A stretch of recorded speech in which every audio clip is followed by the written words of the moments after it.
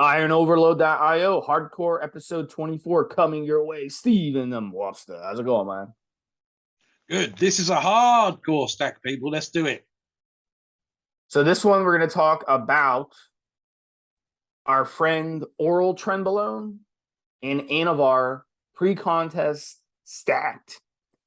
So look, pre-contest, whether you're pre-photos, whether you're pre-wedding, pre-anniversary, pre-dating, you just got single, you want to go back to the dating scene, you want to look good, you got like a month or two where you're like, look, I'm going to get in the best shape of my life. This way, when I hit the dating scene, I'm going to be confident. Because women can sense that stuff. Women can, or men, and look, you go on dates with people and you don't have confidence. Nobody's going to want to be with you. Nobody's going to want to be with someone who's got low confidence and doesn't have self-esteem. So, definitely looking good. When you look good, when you feel good, you're going to basically attract other people. And it's not just in dating, it's also with friends and all kinds of stuff, family and all kinds of stuff. So overall, your life becomes better when you look good. So this one, we're going to talk about how to stack Oral Tren and Anavar together into one stack. It's a very strong stack, and it's a stack that you need to do correctly. So if you don't do it correctly, you can end up in worse shape than you were before. If you don't do it correctly, you'll end up disappointed. You spend all this money on these compounds. Anavar isn't cheap.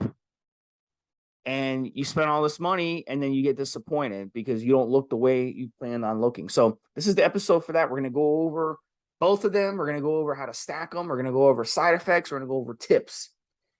All right. So let's turn it over to Mobster. Mobster, why don't you tell us a little bit about Oral Tren and Anavar pre-contest, and why would people choose to do two orals as a pre-contest instead of an injectable?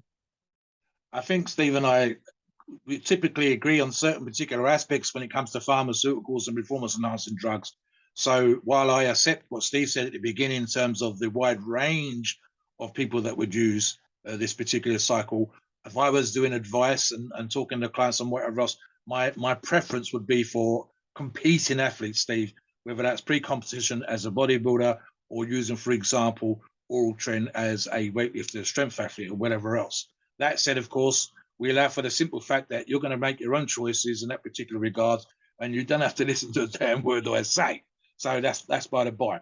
I mean, to be perfectly honest, Steve, it's the same with any athlete. And in fact, one of the subjects that you and I might be able to touch on in the future is the mindset of athletes and the edge. And I actually said, people have been looking for an edge, athletically speaking, since Roman times. So for me, Oral Tren, especially combined with Anavar, is someone, male or female, well, not female in the case of Tren, but a male athlete looking for an edge, someone that wants to take things, in my opinion, to the nth degree and is willing to ignore the side effects, which we'll get into, of course, and say, do you know what, I'm looking, especially when it comes to competition, I'm looking for an edge. I'm looking to be the man on stage with my eye on the prize.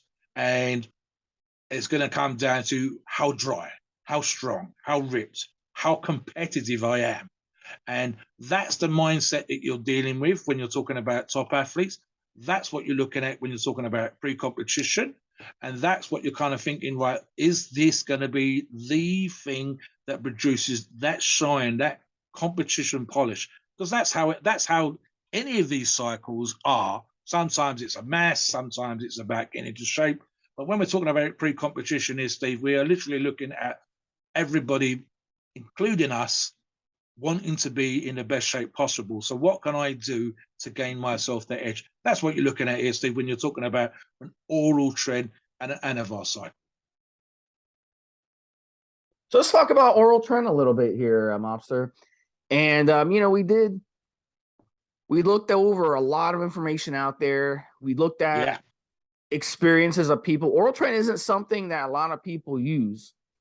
But if you take a look at them, you can get a pack of 100 tabs which are each 250 micrograms for just $50. So it's pretty cheap. I mean, you can run, you know, let's say you run 500 micrograms of it, right? So then you got 50 days worth of Oral Tren, which is plenty for $50. So it's super cheap to buy. So Mobster, why don't you tell us a little bit about what you have come up with when it comes to Oral Tren based on others' experiences that we've seen. On paper, Oral Tren isn't supposed to be that bad. And just the way that and I think a lot of this, people who have more of a geek background when it comes to this stuff, they'll look at it on paper and they say, yeah, Oral Tren is not that bad. Especially, but here's the thing, the dosages that you're supposed to run on Oral Tren, the bodybuilding dosages, are way more than what is healthy.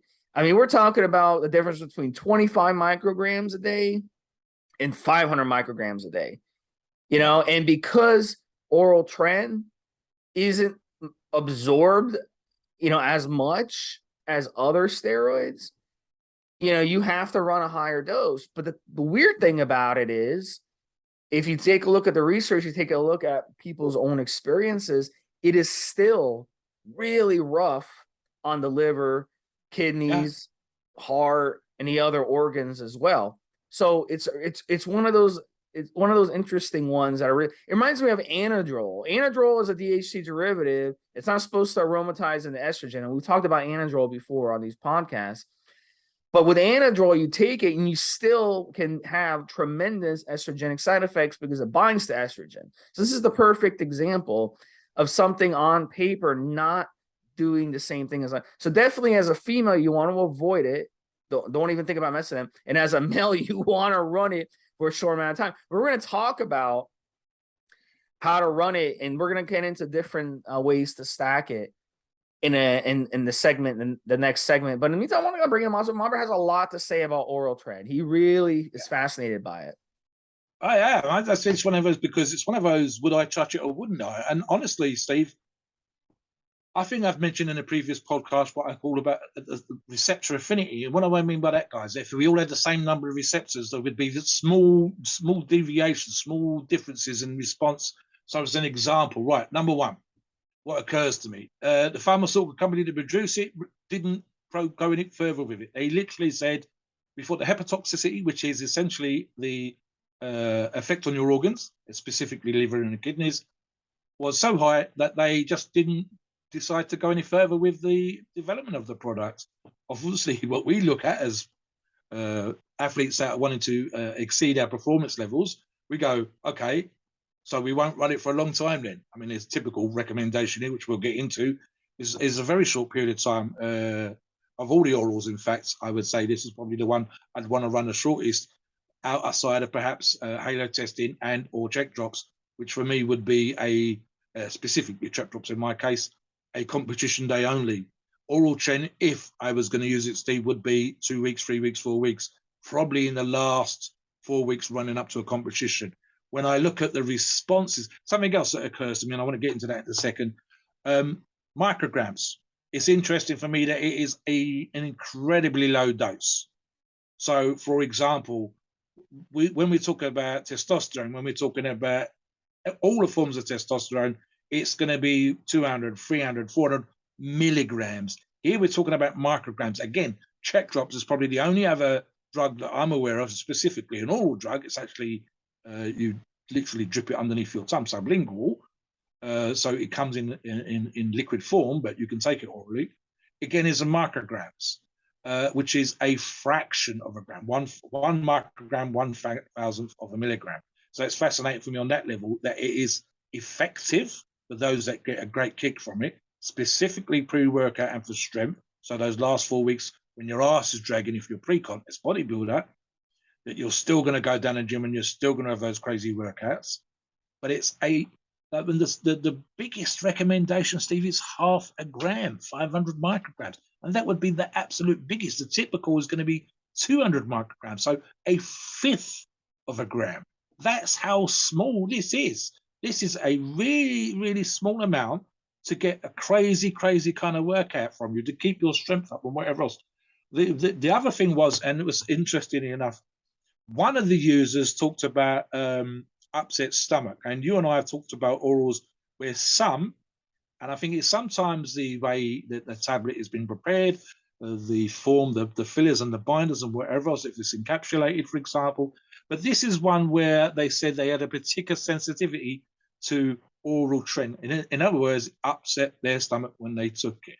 So this is definitely one for the fans. Not everybody's going to like this. And it's definitely one where if you do respond well, the strength guys are going to absolutely love it. They're going to go, do you know what? This was like rocket fuel to me. I'm in those last 4 weeks of strongman competition prep. I should be hanging. I should be tired. I should be worn out. And this is the one that lit a fire under my ass. The same thing, but in a slightly different way, is going to apply to those contest bodybuilders. Guys, when you're in contest prep, you're carb depleted, your fat levels are low, there's not much fat in your body because that's the kind of the idea of what you're doing. Your training should be almost a drag. It's only the game, the competition, the wanting to win that's getting you through some of those workouts. That's kind of where you should be, I feel, Steve. I'm one of those ones that says you've got to suffer. So this is the one where you're bringing it in, and again, like the strongman, you're lighting an ass. You're lighting a fire under your backside. You're lighting yourself up. You might be hanging for the rest of the day. You might be worn out for the rest of the day. You might feel just as bad as you did before the workout. But this is the one that's going to get you through those workouts and is going to get those last few degrees of muscle to stay where the fuck they are and to get you on stage. It's been said before, Steve, that true contest prep, true contest condition is not a nice physical place to be. And sometimes to a small degree a not very nice emotional place, because you should feel kind of horrible. You should feel kind of dry. You kind of feel like, hungry, and that's not nice. Winning is nice. That's what makes the prize. Winning is all. And this is the one that's going to get you, I think, for those users that respond to it really well, it's going to get you through those horrible, nasty last 4 weeks of competition where you're just sort of like questioning your own sanity. And then you go to a workout, and the workout was amazing. You can't believe you just got through that workout. If you respond well, this is going to be that one. As I said, you look at all pharmaceutical companies, you look at why products were developed, the medical reasons. I always say to people, look at the medical reasons why a product was developed, where it went forward, why it didn't go forward. And this is one of those few where the pharmaceutical company said no, but the athletes, those looking for performance enhancement, those that respond well, yes. But again, warning, a caveat. I think it's going to be about 1/3 to 1/2 of you that will respond well, and regardless of the aggressive nature of the products, versus those of you that go, I don't like it, and have other uses. Anavar, which we're going to get into momentarily, combined is a incredibly popular drug, and you'll be using milligrams of that versus micrograms. So it's interesting for me, for no other reason, Steve, that is a very, very small amount to produce in those users that respond well, an incredibly positive result. But you have to be aware of the side effects, which we'll address momentarily. Back to you. Yeah, let's get into Anavar, which is the next one that's part of the stack. Now, Anavar is very different than the oral trenbolone. We're going from something that you're going to feel within a few days, lots of side effects, to something you may not feel. Really with Anavar, really, I mean, it's really low side effects, and you can run 50 milligrams a day as a male. And females can even run Anavar. So females can run like 5 to 10 milligrams. So if you got a girlfriend or a wife, she wants to run some of your Anavar, she can 5, 10 milligrams a day. The key with Anavar is getting good quality Anavar.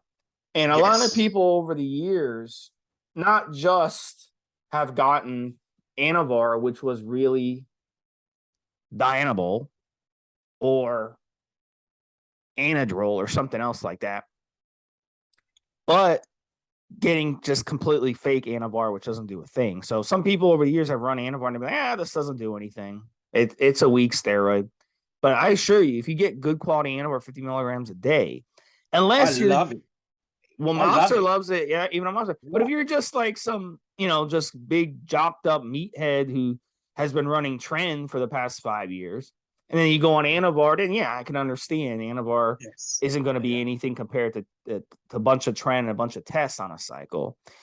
But look, even at Mobster's size, he loves Anavar. Yeah. So that tells you a lot about it. I don't see anyone running 50 milligrams of real Anavar who doesn't say, yeah, this stuff was great. And this stuff was great. So the nice thing about stacking Anavar here is that it's not going to give you a lot of side effects of the Oral Tren will. So it's really good. It makes no sense to stack something that's extremely harsh with something else that's extremely harsh. So look, Anavar at the end of the day, it's a DHT derivative, but it doesn't give you the horrible DHT side effects like the thinning of the head hair. It's not bad when it comes to that. It's not bad when it comes to the prostate as much as other steroids. It doesn't aromatize into estrogen, and it's not very androgenic. So it's got low side effects across the board. And, that's the nice thing about stacking. This is why it makes sense for us to stack at Mobster. So you're a big Anavar fan, Mobster. Why don't you talk a little bit about Anavar? Again, if I was a pre-contest bodybuilder versus myself as a strength athlete, here's what I would say, Steve. Let's say that a Tren for me is something that produces an aggression, an energy, a kick up the arse, the rocket fuel analogy that I used earlier on. Anavar, one of the negatives, but in this particular example, is going to be a positive as well, is the pump, right? So Anavar pumps can be horrendous. I've had them. Right, it's one of those ones where we're going to use. We'll talk about this also, Steve. A product like M2 Guard which contains taurine to deal with the pump. So the negativity, which I included, and we could talk about side effects specifically, would be the Anavar pumps, VAR pumps, which I've had in my shins, walk into town 1 mile and having to stop 3 times to rub the pump out. Now, if I'm a pre-contest bodybuilder, Anavar for me, along with the Tren, is maintaining muscle tissue. So even though I'm dieting down, I'm retaining as much of that hard fought for built up muscle tissue as much as I possibly can. I'm going to lose a tiny bit. That happens. But what I'm also going to do, and again, like I said earlier on, guys, pre-contest, last few weeks, I should be hanging. I should be tired. I should be worn out. I should feel kind of depleted. And then the Tren comes in. The Oral Tren specifically as a pre-workout drug is going to light me up.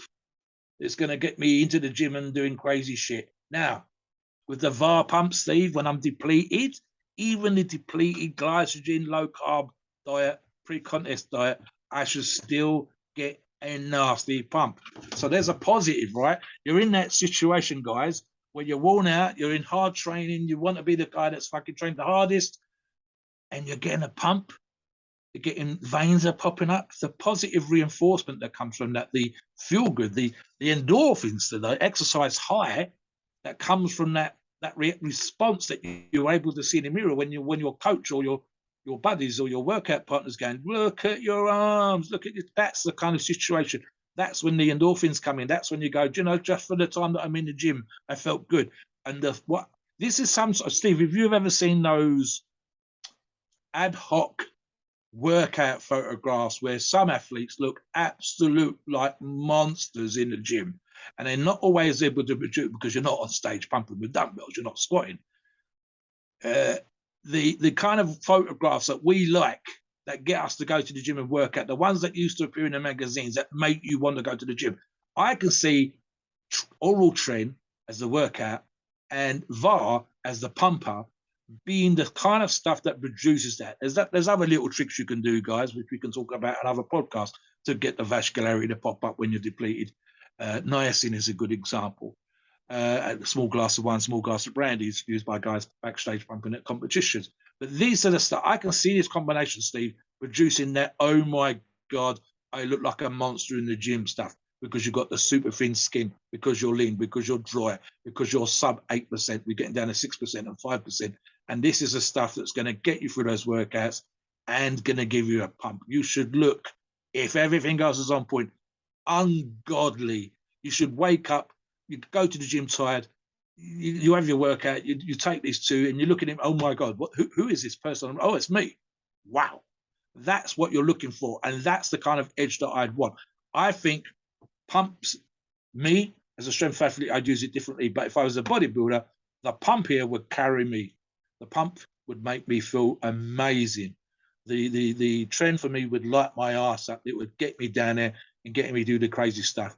Especially, as I say, when you're depleted, when you're tired, when you're worn out, when you're kind of hanging as you should be. So this combination, again, VAR it's not really that toxic at all, Stephen. You know, again, for me, it was always a muscle retainer. I would only ever gain a few pounds on it, but I wasn't competing as a bodybuilder. But so both of those would keep the muscle on me. One as a workout, lights you up, gets your brain in the right place, and the other one to give you that nasty pump. And if you can get that light in the gym and a buddy to take some photographs. Here's a quick one for you, Stephen, slightly off topic. Why? I kind of understand why, but this is when you should take photographs. Guys, when you look like this, get your buddy to take pictures because you're tired. You're just thinking about the competition. Trust me, this is a time you should be taking photographs. Super lean, kick-ass mode. You don't give a monkeys about the camera. You're getting that nasty pump. The veins are popping. Take the pictures. These are the photographs because you're not in the mood. These are the ones you want to look back at and go, did I look like that? This is crazy. Again, everything else as it should be. This is the result I think I'd be looking for, Steve, if I was a pre-contest bodybuilder. All right, let's talk about how to stack these. So Mobster touched and I touched on some dosing earlier. So if you were to run Oral Tren solo, you would probably want to run it around 500 micrograms or half a milligram, right? And then same with Anavar. If you were to run Anavar solo, you probably want to run it as a male 50 or 60 milligrams a day. So I think stacking it because of this situation, I think a smart idea would be to kind of run a cycle like this, would be to get on the Oral Tren, 250 micrograms, get on the Anavar around 30 or 40 milligrams, and then run those together for like 3 weeks, okay? Now, if you're still doing good and the side effects aren't bad, you can go another week, go to 4 weeks. But if the side effects are bad, just go ahead and drop the Oral Tren, but keep the Anavar going another couple weeks. So that's I think might be a good strategy to stack these two together. And I think the result, I'm going to let Mobster in, he can kind of give you his stacking idea. But I think the results from the stack will be pretty simple. You're gonna get hard as fuck. You're gonna get strong as fuck. You're gonna get vascular as fuck. You're gonna have crazy ass pumps. And we're gonna get into pumps on the next segment, how to help with the pumps when it comes to these. You're gonna feel like an absolute animal in the gym. But the thing is, too, another problem you might feel, which is a side effect, is you'll feel fatigued outside the gym, and then when you're in the gym, you'll be an animal. So we'll get into how to help with the fatigue as well. But Mobster, what's your idea of stacking these two together? What would be your way to do it? I agree with you, Steve. I'm looking 2 to 4 weeks is something that, to clarify, guys, competition diets, competition cycles kind of vary, and they should, right? Where you are 16 weeks out is not where you want to be 2 weeks out, a week out. Dorian Yates talked about being ready 1 to 2 weeks, say 10 days from pre-competition. I want to look like what I was supposed to be like on stage because I can play around with my condition up and down, just tweak a few small things. But Dorian was a very analytical, very logical kind of bodybuilder. Most of us, as I mentioned earlier on, super tired, whether it's strength training or bodybuilding. And this is why we have, especially with the bodybuilders, and to a lesser degree, the strength athletes, coaches, prep gurus. Right? And what does a prep guru do? Honestly, in terms of the information, what we've got on this podcast, what's online and available to you through the family of podcasts that we produce, is all the information you're going to need. The reality is that you're tired, that you're depleted, that you are in less than best mental condition because you are, as Steve said, in the gym, you're a god. Outside the gym, all you want to do is, all you should want to do is lay down. For me, and I think if you ask a lot of top bodybuilders, how they felt when they looked their best was negative before winning, tired, worn out, my joints ached, My skin was super thin. I could only eat this. I could only eat that. It's negative. Positive is winning. Instantly, the negative goes away. It disappears. So what happens pre-contest with a guru, with a prep coach, with someone that knows your body, is that they will be managing to look at you in a way because they're analytical. They can step away from you. They can look at you, go, do you know what? You're ready now. All we got to do is hold this condition. And that's where you can, especially with these two as a combination, Steve. That's when you can go from 2 weeks to 3 weeks to 4 weeks. Do we need to stay in this place where you look amazing? Do we want this look for the stage? Do we need to drop some more water? That's what that person's doing for you. That's the reason why you've got a prep coach. Now, because of that, and because of the flexibility of these two, that's the reason why we can change the length of time. Do we need to stay on? Is it 4 weeks to the competition and I want you to still be training hard up until a week out? What can we tweak? And this is why these things are like that. Now, from a strength athlete point of view, not a bodybuilding point of view, for me, this would be run right away up to the day of the competition. The day before I'm not training, the fact 2 or 3 days before I'm not training, I'm completely recovering. I'm getting massages. I'm having hot baths. I'm going to bed early, and I am filling myself up on food, especially as for me, Steve, I'm not weight restricted because I'm way too heavy for any of the weight classes. Therefore, I'm not worried about making weight. And therefore, for me, I would just be filling up on carbs and plenty of protein and recovering from all those horrible, horrible workouts. But I would run this to the day of the competition because I want to come into the competition like an animal. In fact, if you think about it, Steve, from a strength athlete point of view, the workout is it. Because literally it's the lifting of the weights. This, for me, if I was running this, would be run to the day of the competition because I want to be a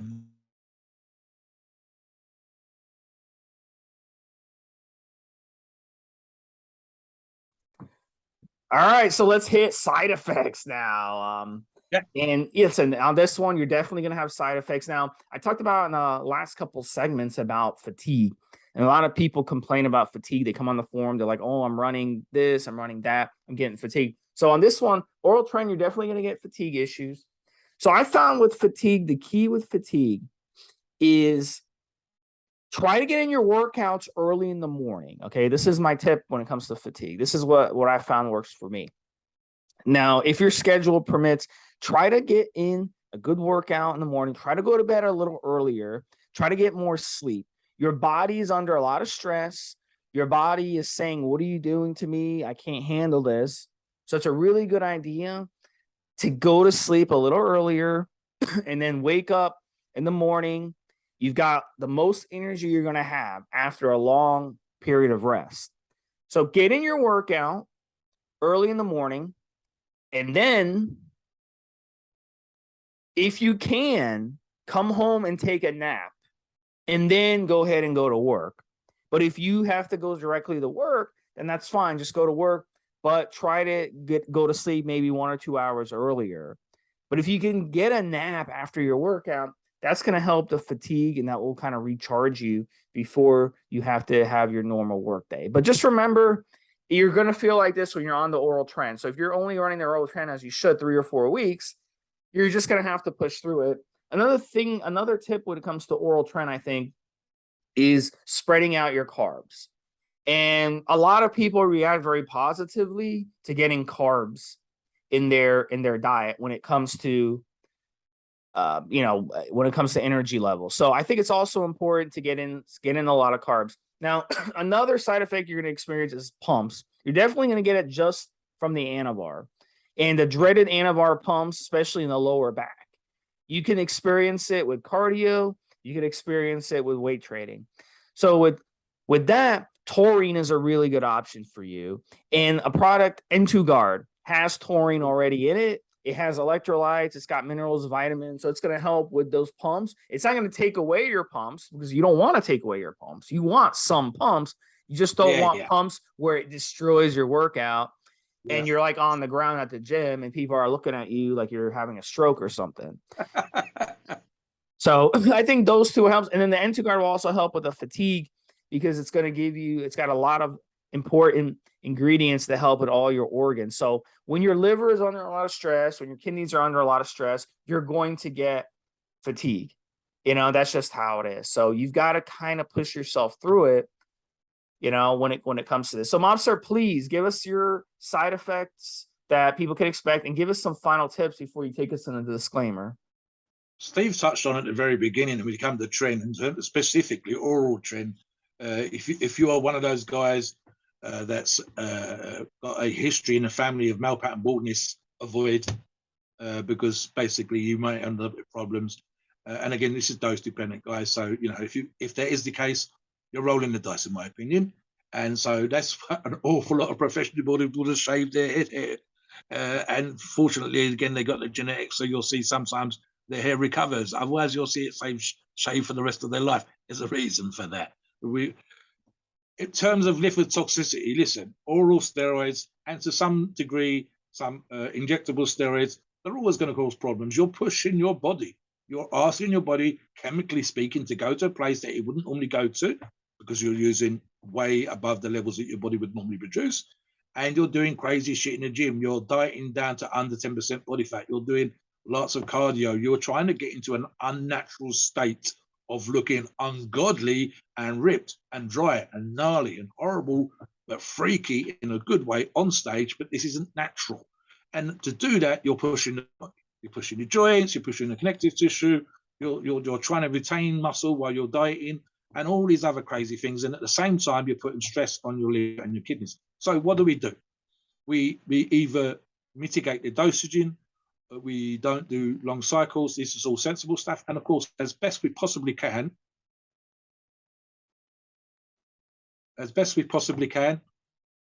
we negate those effects with N2 and products like it.